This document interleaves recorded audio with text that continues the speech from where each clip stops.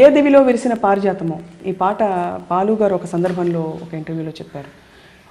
నేను చాలా బాగా పాడిన పాట అంటుంటారు, కానీ ఒరిజినల్గా సినిమాలో పెట్టని ఒక వర్షన్ ఉంది జానకి గారు. అది సినిమాలో పెట్టలేదు. 2 లైన్లు మాకు గుర్తు చేస్తారు ఆ పాట. ఈ దివిలో విరిసిన పారిజాతము, ఏ కవిలో మెరిసిన ప్రేమ గీతము, నామదిలో నీవై నిండిపోయనే.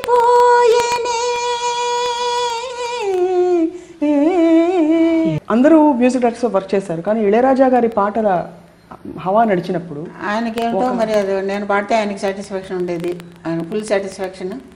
ఒక సింగర్ పాడినప్పుడు కొంతమందికి ఫుల్ సాటిస్ఫాక్షన్ ఉంటుంది. ఇప్పుడు అంతకుముందు ఎంఎస్ విశ్వనాథ రామూర్తి వాళ్ళ మ్యూజిక్లో అంతా ఎక్కువ సుశీల్ గారే పాడేవారు.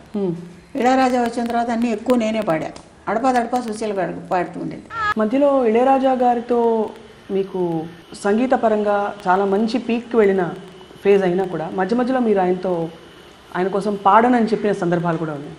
ఉన్నాయి కొన్ని అప్పుడప్పుడు 1 నెల 2 నెలలు పాడకుండా వదిలేయడం, అతను ఎక్కడికి వెళితే అక్కడికంతా వచ్చి నా పాట చెడిపోతున్నాయి, ఎందుకు పాడలేదని గొడవ పెట్టడం, ఇట్లాంటివన్నీ జరిగినాయి చాలా.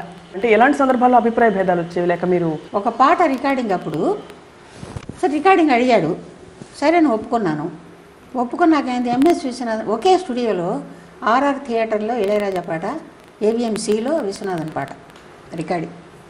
ఎంఎస్ విశ్వనాథన్ అడిగారు, నేను చెప్పాను ఇట్లా ఆయన 12 గంటలకు అలా పంపించేస్తాన్నాడు, ఈ లోపల ఆర్కెస్ట్రా చూసుకుంటుంటే నేను వచ్చేస్తాను, అంత తొందరగా ఆయన పంపించడు అన్నాడు ఇళయరాజా. లేదు ఆయన డెఫినెట్గా పంపిస్తానన్నారు, వచ్చేస్తాను, లేకపోతే కొంచెం అటు ఇటు అయినా కూడా నేను వచ్చి పాడతానని చెప్పాను. అక్కడ అంతసేపటికి అవ్వలే ఎంఎస్ విశ్వనాథన్ రికార్డింగ్. చెప్పాను కదా తొందరగా వెళ్ళాలని, కొంచెం తొందరగా ముగిస్తుంది, ఎంతసేపు అవుతుంది ఇంకా అని అడిగితే ఏమో నేను కలగన్నానా అన్నాడు. పంపిస్తానని చెప్పి ఒప్పుకున్న మనిషి నేను పారిపోయినాను అనుకో, ఎంత అవమానంగా ఉంటుంది, అసహ్యంగా ఉంటుంది కదా. నేను పాడనని వెళ్ళిపోతే మర్యాదగా ఉండదు, పెద్దవాడు, అసహ్యంగా ఉంటుందని చెప్పి సరేలే కానీ లేని ఊరుకున్నాను. 1 గంట దాకా అయింది. 1 గంట ఏదో ఈ లోపల అక్కడి నుంచి 4 రావడం పోవడం అన్నీ జరిగింది. సరే వచ్చేస్తున్నాం, ఎందుకు అయిపోయింది, లాస్ట్ టేకే వచ్చేస్తున్నాం అని మా ఆయన చెప్పారు. బయలుదేరి కారులో ఎక్కాం, వెళుతుంటే జెన్సీ పాడుతున్నది వాయిస్ వినపడింది, సేమ్ సాంగ్.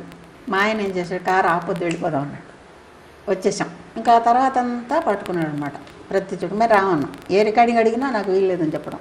మరి 1 గంట అయిపోయింది, నేనేం చేసేది అదేదే అన్నాడు.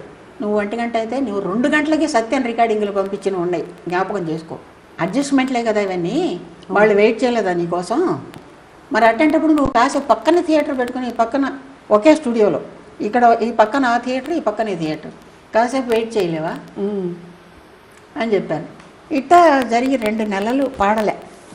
అప్పుడు శారద పిక్చర్ కూడా ఏదో రిలీజ్ ప్రివ్యూకి పిలిచారు నన్ను. ప్రివ్యూకి పిలిస్తే వెళ్ళాను, అక్కడికి వచ్చాడు ఆ ప్రివ్యూ థియేటర్కి.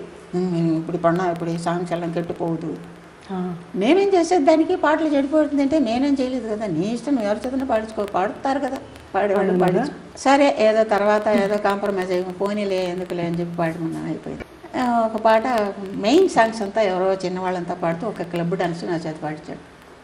నేను చెప్పాను, ఈ పాట వేరే హీరోయిన్ సాంగ్ ఉంటే ఈ పాట పాడతాను, మనకి ఒక ప్రెస్టీజ్ కావాలి కదా, ఒక మర్యాద అనేది. ఆ పాట పాడకూడదని కాదు, నేను ఎన్నో క్లబ్ సాంగ్స్ పాడాను. అప్పటి నుంచి కొంచెం అయిపోయి నేను పాడని వచ్చేసాను. మళ్ళీ అక్కడి నుంచి మళ్ళీ పట్టుకున్నాను. మళ్ళీ ప్రతి స్టూడియోకి రావడం, తర్వాత వాళ్ళ బ్రదర్ని పంపించడం, ఇవన్నీ జరిగినాయి. ఒకసారి ఎంబీ శ్రీనివాసన్ మ్యూజిక్ డైరెక్టర్ రికార్డింగ్లో పాడుతుంటే అక్కడికి వచ్చి ఇళయరాజా అక్కడికి వచ్చి గొడవ పడింది. నేను మైక్ దగ్గర పాడుతున్నా, అక్కడికి వచ్చి ఇట్లా చేస్తే ఎట్టాగా నా పాటలు అన్నీ అవుతున్నాయి. ఆయన మ్యూజిక్ డైరెక్టర్ తిట్టాడు, మా ఆర్టిస్ట్ని డిస్టర్బ్ చేయకు,